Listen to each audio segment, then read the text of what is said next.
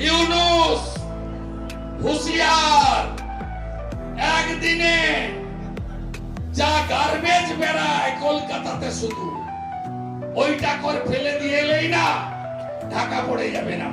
প্রভু মুক্তি না পেলে আমরা 5 দিন বন্ধ করব, তারপরে আমরা 25 সালে লাগাতার বন্ধ করে ওদের আলু পেঁয়াজ কি করে খায় আমরা সেটা দেখিয়ে দেব। এই রাজাকারের নতুন বাচ্চাদের ভারত আত্মসমর্পণ করাবে।